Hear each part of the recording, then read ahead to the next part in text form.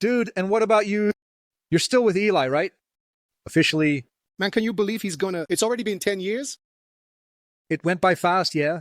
10 years with Eli already, man. 10 years. And what do you take on the road today? Equipment? You mean? Yeah, like pedal boards, what is it? My guitars, Tajimas. No, you don't even mention the Tajima, by the way. Let's talk about pedal boards. What are you taking? Okay. I'm currently sponsored by, I attended the fair in China for Tajima and met more. And through this fair, Amor invited me to a session of the biggest. I used the GE300, which is currently imported by Abro here in Brazil, right? I used the GE300, the entire GE line, right? The GE300 pedal board also has the pedals. I use the pedal board, but I have it once. Then GSB also invited me to partner with Kemper. I also use the Kemper. I have a stage and a rack in my home studio, as I have a recording studio at home. But on the road, what do you take? Either the Kemper stage or the GE300. Now, recently, 4 days ago, we recorded Eli's DVD. I recorded with the Kemper. So, let's put a comparison between the two here. How do you compare the GE300 with the Kemper? Well, GE300. I love it because the price difference is huge, right? Yes. There's the Tony capture feature, right? The clip is the pure sound of the amplifier that you will hear for real. And the GE300 has the Tony capture feature. In other words, what do? My pedals, for example, I use a drive that I think you might know, which is even local, from a guy here from the beach. Great, Sao Paulo. Santoni. The Macchina from Santoni. This pedal, what did I do? Since the pedal board does tone capture, I captured the sound of this drive for the pedal board. And it turned out perfect. To this day, so much so that I sell the presets. It's well set. So I use the pedal board's modulations like normal reverb, flange, chorus, which I really like, phase. And my drive is the Macchina. From Santoni. I understand. That's what's there. Put it on the screen for us. That's the Macchina from Santoni. No. The G300. G300 from Boy costs about $3,000. I don't think they reach 5. It's the top of the line, right? Yeah, put the photo up for everyone to see too. But compared to what it should be, 0 is as much as 20. 18. Depending. If it's a stage, you can buy a new one for about 14. 14 is new. $600.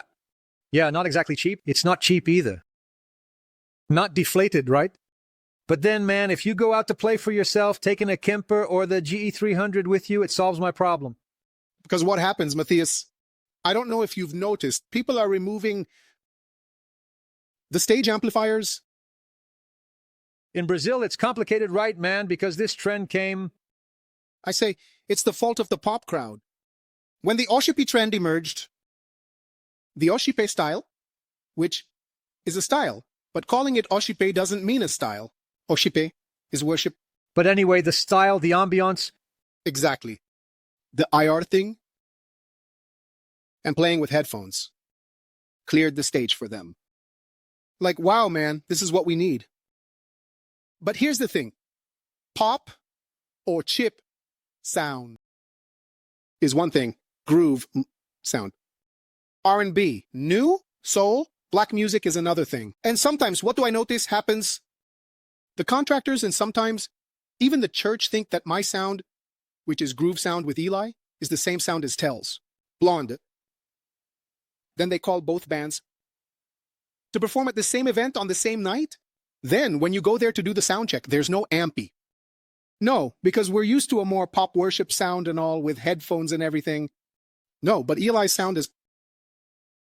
It's a different vibe, a different style. So you've already arrived, going through some embarrassments? We need to hear the richness, man. I say, dude, where's the cream cheese? I ordered pizza, not a wedding. Just order the pizza. Where's the amplifier, man? The musician wants to feel the vibe there. I need to hear the bass vibe, feel the guitar vibe. Then it goes, what happens? The sound disappeared on stage. Everyone is on headphones and only the drums remain. Then it becomes that thing, nothing against it. There's nothing against it. However, I hate playing with old headphones. I hate playing with headphones. It's often a choice, right? Almost not. No. Today, there's no more. And then, man, it's not the same thing. Anyone who tells me it's the same thing, it's not. The thing about you, that thing about decency, about interest. Exactly. Trapped. You get trapped, tangled in a bunch of wires. You also feel distant, right, man? You're hearing everyone from afar. You're not really there, right, man? A lot of things bother me today, Mateus. Like, I'll be honest with you, and it's good if it becomes controversial. For example, not that it should. Musical direction. Musical direction should be musical direction, not an order. What's happening today in churches with the sound? Pop, is he in an order? Oh, man. Like, the guy is demanding that you do it because he's asking. Man, what transforms that moment of praise and worship? Holy Spirit of God, it's not me playing. I have to have my life prepared to lead the church in worship. What's happening is this. We're playing, and I see this with many. Thank God Nolino has this. Okay. Our director, Josue, he already has everything recorded nice and neat when he releases the brass. Since there are no live brass instruments, they release the brass, some percussive elements, and we play along with the click. But what am I noticing in the pop crowd? You start playing with. There's already a keyboard backing track, lots of ambience, and the guy wants you to add more ambience with your tone. And besides that, there's a director, telling you what you have to do. It's not something recorded, it's what you have to do at that moment. And it's really bad, Matthias. I can't, whoever wants to tell me they can, well, good for you, but worshiping God at that moment, I can't. Imagine you're wearing headphones, a lot of things are happening, and there's a guy. Now it's guitar, no, up, no. Beck is coming in. Beck, please raise your hand. Beck, raise your hand. Beck, raise your hand. Man, all the time. The director keeps talking. Now, guys, hold it. More, expand more on the chords. Yes, let the chords stand out. Yes, great. Now, softly, dynamics. Man, it becomes a hell in your head, and you think, man, I take it off immediately. Dude, it's all good. I'm not young enough for this anymore, man. I'm not young enough for this, dude. So it becomes a chase. It's not musical direction, it's musical persecution, man. Man, for the love of God. Yeah. Now, if you make the music map nicely, guys. On 3, the introduction starts. The count is already recorded, and every show will be like this. Introduction. Look. Next measure, the guy's solo. Or if not, ambiance, I don't know. It's already recorded, you'll see it. But it's not recorded, Matthias. They keep directing over the VC. Wow.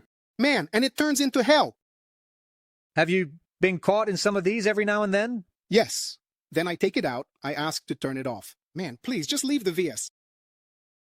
Call someone under 30. For God's sake, man. I don't have patience. I'm a musician, man, right, dude? From church, 47 years old. So, we already know what needs to happen, the dynamics thing, where it needs to stop. Right? So you're talking with the GE 300, you're really into it, taking it everywhere. You're also, what amplifier do you use with it there? Simulating what? No, I'm sponsored by O'Neill, okay? Okay? O'Neill. But when I'm without an amplifier, I use Fender Twin. Okay? And for drive, I use both the Fender and the C30. I love the sound. It's so much so that I bought it today. It has happened that, for example, since I want the same sound that I have on the pedal board, with my pedals, which is what I did. I saw Torquato doing the review of the Dreaming, which is the sound of the Fender. And I also saw him doing the review of the Rubia, which is the sound of the AC30. So, man, the thing is sometimes when there's no amplifier, you plug it in, man. I connect a board, right? With the pieces that I sometimes take, stereo, with the Fender on one side and the other side. Dude, it looks amazing. So you're taking more. Yeah, the G300. The G300 makes life easier for the people at church, especially because today I also play in Renasser Praise. The G300? The G300, even with my amp, which I have here, that I use as my monitor. But I understand, but don't you remove the amp simulation? No, send and return. Okay. Send and return when I'm using the pedal board. You're using the amp just for monitoring. My monitor. You're not using the preamp, right? I don't use it at all. Then I use mine, and then I send it to the... Because as today, everything in the church is live. Right. There's the church TV, and it's live, both for YouTube and for the church audience. What was happening? When I was playing without the GE300, my guitar was bleeding into the drums. The microphones were right at the amplifier, and the drums were bleeding through. Wow. So for the live performance, it was getting really messy, and the technician started saying, "The guy's right, there are several technicians. Man, it sounds good, but it's getting really messy, man. The drums are bleeding into your microphone." Then with the thing, that made things a lot easier, right? For everyone with the pedal boards that have XLR, dude, straight into the line. So that whole microphone thing is over, right? I understand it helped, and then my amplifier has a P10 input here for the return at the back. Quietly here, I just listen to a little return for myself, and the guys at the front take full control. The control, right? They do whatever they want. It made things easier, dude. And you... At Renasser, what's your schedule there? I play on Sundays. On Tuesdays? The first Thursday of the month, the last Thursday of the month, the first Saturday of the month. First Saturday, Officers' Communion from 4 in the afternoon to 10 at night. You have this commitment, you don't book anything else. Annually for 6 years now. I see. And your main gig? Today, it's one of them, right? It's Redacy, which is the church, and Eli. I mean, the main one, like if you have to send a sub, it will be at Eli. If there's a conflict, it will be... Although I'm also preparing at the church, what happened was something interesting. I started to notice that the church, it has various activities and campaigns, several services that I wasn't playing at. I began to realize that the church needed to be supplemented. The altar needed to be supplemented with other guitarists. Since it wasn't during my working hours of performance, they stayed. I noticed that the leader, who is Bishop Leo, he started calling other musicians, who sometimes weren't even involved with the church, to be able to support that service. Then, man, 2004, no, not 2004, sorry. 2020, 2021, I thought, man, I'm going to do the following. I'm going to start giving free lessons here at the church. In a year, prepare 10 students, prepare about 4 to play in the church, the Renasser repertoire, because Renasser only plays things from Renasser itself. Today, it's even opening up more, but they have a vast repertoire of their own. I call it the Renasser Christian Hymnal, which is very large. Every year, they record a CD, right, with 22 songs. 23. And then Mateus, I went on Teams and said, "Hey, who wants to study guitar with me?" Every Monday from 5 p.m. to 7 p.m. for free. Man, 10 kids showed up. Out of 10, I approved 4. Out of 4, there are 2 girls, Marilia and Laura, who are already playing in the church. Ariel and Marcos Thomas. Marcos is already playing professionally with the singer Leandro Bosch, for whom I recorded the DVD and ended up recommending him for the job. And Ariel is my substitute at the church. So when there's an Eli show, and I have to go because it's an important show, like for the city hall and everything, Ariel fills in for me. So what did I do? In 1 year, I taught these kids. At the end of the year, there's the Christmas cantata. Then, during the Christmas cantata, all the church ministries perform. I took the opportunity to show them playing for the bishop and the apostle. Because they were going to play with the teens, with the youth ministry, I took the opportunity to showcase them. Then I said, "Ariel, are you going to play?" He said, "Dad, I'm going to play. The bishop needs to see you so you can join the church's musician hall as well." Because, in fact, you don't have that much closeness with the bishop and the bishopess. It's not something that's present all the time. There, where you can just go and say, "Look, I'm going to set up a sub-team." No, it has to be exactly. You have to earn that too. Exactly. And then set up this whole strategy for them to see. Then it was the day they saw, when they saw, guys, who are these kids? Who are they? Then everyone said, "No, they are students of the guy. The guy is teaching here." Then one said, "See, guys, homegrown talent, see? Church musicians, raised by musicians. That's it, folks. This legacy has to, then that's it." What happened? Because of my attitude in the church, teaching the kids to do this, the other musicians also started doing it. And now everyone is creating a legacy within the church with disciples from within the church itself. Ted, Ronaldo, Aposan, everyone started giving free lessons. Aposan too, is he a regular there? He's the church's drummer, right? Oh, I didn't know he was... He started giving lessons there too. Free. As well. Ted, free for whom? Only for the people of the church itself, because Apo-san is now going on tour with the workshop, right? Yeah, tour, right? And then he will have to be absent?